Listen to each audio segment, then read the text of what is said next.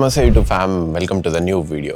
నా ఛానల్లో not only informative videos and also ఇప్పటికెళ్ళి మోటో వ్లాగ్స్ కూడా చూడొచ్చు. అందరికీ తెలుసు కదా, నేను ఆల్రెడీ బైక్ ఉన్నా. సో ఆల్రెడీ 2 మోటో వ్లాగ్స్ కూడా వచ్చినాయి కాబట్టి you can also watch moto vlogs in my channel. మనం ఈ వీడియో టాపిక్ ఏంటంటే 2024లో వీసా అప్డేట్స్ ఏంటి, ఏమేమి రూల్స్ చేంజ్ అయినాయి అండ్ ఆల్సో ఏమేమి ఫాలో అవ్వచ్చు, బేసికలీ టిప్స్ అనుకోండి. అండ్ ఆల్సో వీసా ప్రాసెస్ అనేది ఫాస్టర్ చేసుకోవడానికి మీ నుండి ఏం చేయొచ్చు అనేది ఈ వీడియోలో టిప్స్ ఇస్తాను అనమాట. Let's get in to this video.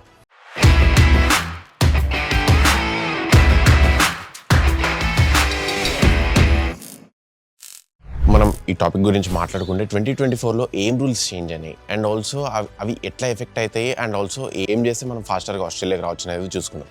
So first rule వచ్చేసి మనకు మేజర్గా ఫర్ ద స్టూడెంట్ వీసా ఏది చేంజ్ అయిందంటే ఇంగ్లీష్ లాంగ్వేజ్ రిక్వైర్మెంట్స్ అనమాట. ఇంగ్లీష్ లాంగ్వేజ్ రిక్వైర్మెంట్స్ అనేది ఒక బేసిక్ థింగ్. అంటే మీరు ఆబ్వియస్లీ ఫస్ట్ వరల్డ్ కంట్రీస్కి వస్తున్నారంటే ఇంగ్లీష్ లాంగ్వేజ్ అనేది ఒక మెయిన్ కమ్యూనికేషన్ లాంగ్వేజ్. సో అది మీకు మంచిగా ఉంటే మాత్రమే రాగలుగుతారు. ఇంగ్లీష్ లాంగ్వేజ్ రిక్వైర్మెంట్ ఇంతకుముందు 5.5 అంటే ఐఎల్స్ స్కోర్ బ్యాండ్ ఎట్లా చూస్తారు అంటే 5, 6, 7, 8, 9 వరకు ఉంటుంది అనమాట.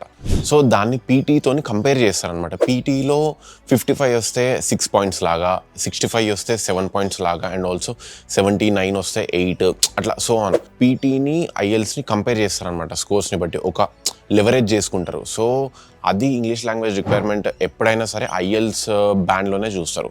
5.5 నుంచి 6 చేసారు అంటే చాలామంది స్టూడెంట్స్ సఫర్ అవుతూ ఉంటారు అనమాట. మనకు ఇంగ్లీష్ అనేది మెయిన్ కమ్యూనికేషన్ లాంగ్వేజ్ కాదు. అసలు ఎక్కడ చదువుకున్నా కూడా, స్కూల్లో అయినా, ఇంటర్లో అయినా, ఆర్ఎల్స్ బీటెక్లో అయినా కూడా ఇంగ్లీష్లో మనం అసలు మాట్లాడుకోం. సో ఇది చాలా కష్టంగా ఉంటుంది కొంతమంది. నేను ఆల్రెడీ చూసిన మా ఫ్రెండ్స్లో కానీ అసలు పీటీ కానీ ఐఎల్ స్కోర్ రాక చాలా ఇబ్బంది పడుతూ ఉంటారు.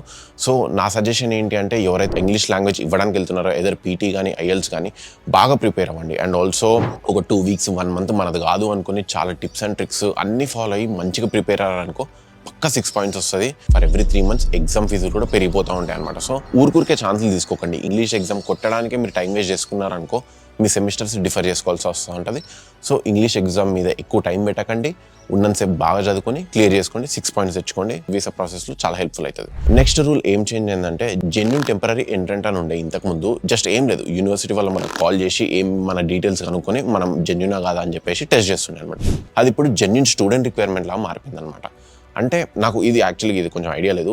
క్వశ్చనైర్ ఇస్తారా లేకపోతే కాల్ చేస్తారా అనేది నాకు తెలియదు. బట్ యూఎస్లో లాగా క్వశ్చన్స్ అడగడం స్టార్ట్ చేసారు అని అయితే విన్నాను నేను. అంటే యూఎస్లో ఫర్ సపోజ్ యూఎస్ వీసా ఇంటర్వ్యూకి వెళ్తే మనం ఎట్లా అడుగుతారు, ఈ యూఎస్కి ఎందుకు, ఈ కాలేజే ఎందుకు, ఆర్ ఎల్స్ ఈ యూనివర్సిటీ ఎందుకు, ఈ కోర్స్ ఎందుకు, example these kind of questions అనమాట. Where you can prove yourself. అంటే జెన్యూన్గా ఆన్సర్స్ ఇస్తే వాడికి అర్థమైతే వాడు ఇంకా వీసా ప్రాసెస్లో ముందుకెళ్తుంది. ఆర్ఎల్స్ వీసా రిజెక్ట్ అయ్యే ఛాన్సెస్ చాలా ఎక్కువ ఉంటాయి అనమాట. ఇక్కడ మీరు ప్రూవ్ చేసుకోకపోతే ఆర్ఎల్స్ మీ కన్సైజ్డ్గా మీ కోర్స్కి అలైన్ అయ్యేటట్టు ఆన్సర్స్ చెప్పలేకపోతే వీసా రిజెక్ట్ అయ్యే ఛాన్సెస్ ఎక్కువ ఉంటాయి అనమాట. థర్డ్ రూల్ ఏం చేంజ్ అయిందంటే ఫైనాన్షియల్ రిక్వైర్మెంట్స్. ఇది చాలా గట్టిగా చూస్తున్నారు అనమాట. పాస్ట్ 6 మంత్స్లో 2 టైమ్స్ చేంజ్ అయింది. అంతకుముందు ఏమో 23,000 చూపిస్తే సరిపోతుంది అని అనుకుంటుండే, ఆర్ఎల్స్ 24,000. ఇప్పుడు దాన్ని $29,700 చేసారు. అంటే అక్షరాల మీ అకౌంట్లలో 15 to 16 lakhs మధ్యలో డాలర్ రేట్ ప్రకారం అది సేవింగ్స్లో చూపించాలన్నమాట. Which is very tough for majority of the students అని అయితే నేను బిలీవ్ చేస్తున్నాను. ఎందుకంటే అబ్రాడ్ కోరికలు అండ్ ఆల్సో ఎవరికి ఉంటాయి, బేసికల్లీ మిడిల్ క్లాస్ వాళ్ళకి, బిలో మిడిల్ క్లాస్ వాళ్ళకే మ్యాక్సిమం ఉంటాయి. ఐ మీన్ రిచ్గా ఉండే వాళ్ళకి ఆల్మోస్ట్ వాళ్ళకి అసలు ఫైనాన్షియల్గా బాధలు ఉండవు. అండ్ ఆల్సో అబ్రాడ్కి రావాలంటే వాళ్ళకి ఇదే అనమాట పని. సో దీనివల్ల నా ఫైనాన్షియల్గా వీక్ ఉండే వాళ్ళకు చాలా కష్టం అని చెప్పుకోవచ్చు అనమాట. ఇక్కడ ఫ్రాడ్ చేయడానికి ఆర్ఎల్స్ మీరు ఫేక్ డాక్యుమెంట్స్ పెట్టి, ఆర్ఎల్స్ ఫేక్గా లోన్ లెటర్లు పెట్టి, ఆర్ఎల్స్ ఫేక్ సేవింగ్స్ లెటర్ పెట్టి రావడానికి లేదు. ఎందుకంటే మీరు ఫర్ సపోజ్ ఒక లోన్ డాక్యుమెంట్ సబ్మిట్ చేస్తున్నారు అనుకోండి, ఆస్ట్రేలియన్ ఇమిగ్రేషన్ వాడు కాదు కాల్ చేసేది. మీరు ఏ యూనివర్సిటీకి అయితే అప్లై చేస్తారో అందులోనే వెరిఫికేషన్ డిపార్ట్మెంట్స్ ఉన్నాయన్నమాట. ఇప్పుడు వాళ్ళే డైరెక్ట్ నువ్వు ఏ బ్యాంక్ నుంచి అయితే లోన్ తీసుకున్నావో వాడి డైరెక్ట్ మీ బ్యాంక్ మేనేజర్ కూడా చేయడు. హెడ్ ఆఫీస్ ఎక్కడ ఉంటుందో, ఎందుకంటే మీ లోన్ డాక్యుమెంట్స్ అన్ని హెడ్ ఆఫీస్కే కదా వెళ్ళేది. హెడ్ ఆఫీస్కి కాల్ చేసి కనుక్కుంటున్నాను అనమాట. అరే భయ్ వచ్చిందా, ఈ పలానా స్టూడెంట్ మా దగ్గర అప్లై చేసిండు, మీ దగ్గర లోన్ తీసుకున్నట్టు పెట్టిండు, మీ దగ్గర లోన్ నిజంగానే తీసుకున్నా అని చెప్పేసి వాళ్ళని అడుగుతున్నారు డైరెక్ట్. సో ఇది మీరు ఫేక్ చేసినా మీ వీసా 100% రిజెక్ట్ అవుతుంది. సో ఫైనాన్షియల్ డాక్యుమెంట్స్ కాడ మీరు చాలా జాగ్రత్తగా ఉండాలి. అండ్ ఆల్సో సబ్మిట్ చేసేటివన్నీ ఒరిజినల్ సబ్మిట్ చేయండి. వస్తే వచ్చింది, లేకపోతే లేదురా భయ్. Australian visa is not the end of our life. Okay, మనకు ఒకవేళ వీసా రిజెక్ట్ అయినా కూడా మనం ప్లాన్ బి వేసుకొని మనము పోవాల్సిందే. కానీ అంతేగాని ఆస్ట్రేలియా వీసా కోసం నానా తిప్పలు పడి అవి చేసి 1 year 2 years వేస్ట్ చేసుకొని మీ టైంని మాత్రం వేస్ట్ చేసుకోకూరి. వీసా అప్లై చేయండి, సైమల్టేనియస్గా మీకు వచ్చే లైఫ్లో కూడా ఆపర్చునిటీస్ యూజ్ చేసుకుంటూ పోండి. సపోజ్ ఫర్ ఎగ్జాంపుల్ ఎవరికైనా జాబ్ ఆపర్చునిటీ వచ్చింది, ఆ జాబ్ చేస్తూనే ఆస్ట్రేలియాకి ట్రై చేయండి. అంతేగాని జాబ్ తీసుకుని నేను ఆస్ట్రేలియాకి పోతాను కూర్చున్నారనుకో, మీకు రిజెక్ట్ అయితే ఇంకా దానంత దుఃఖం ఇంకేది ఉండదు, దానంత అది ఇచ్చేంత బాధ ఇంకేది రాదు తెలుసా, మస్తు రిగ్రెట్ అవుతారు. 4th రూల్ ఏం చేంజ్ అయిందంటే టెంపరీ గ్రాడ్యుయేట్ వీసా హోల్డర్స్కి వీళ్ళకి కూడా ఇంగ్లీష్ లాంగ్వేజ్ ఒకటే రిక్వైర్మెంట్ చేంజ్ అయిందనమాట.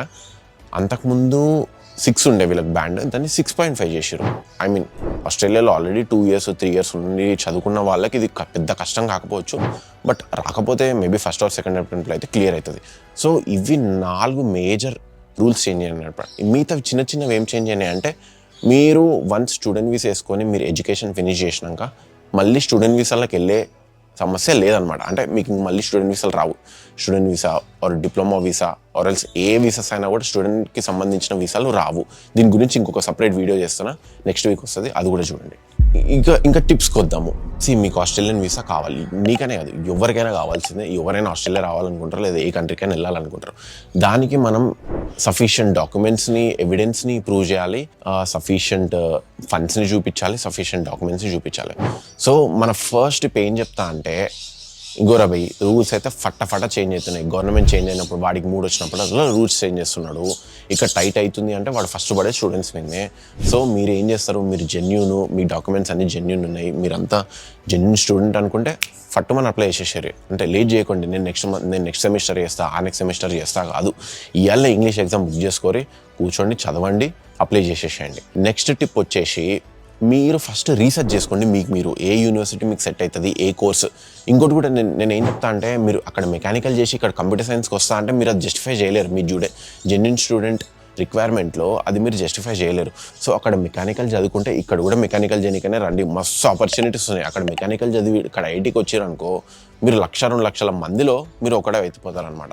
అంటే ఆ 1,00,000-2 లక్షల మంది ఏవైతే జాబ్ల కోసం చూస్తూ ఉంటారో, ఒక ఐటీ జాబ్ కోసము, మీరు అందులో పోతారు. అదే మెకానికల్లో పోయారనుకో, కాంపిటీషన్ తక్కువ అండ్ ఆల్సో ఆపర్చునిటీస్ కూడా బాగానే ఉంటాయి నేను చూస్తున్నంత వరకు. సో మీరు ఏ కోర్స్ చదువుకున్నారో ఆ కోర్స్ మీద రండి, మాస్టర్స్ కూడా.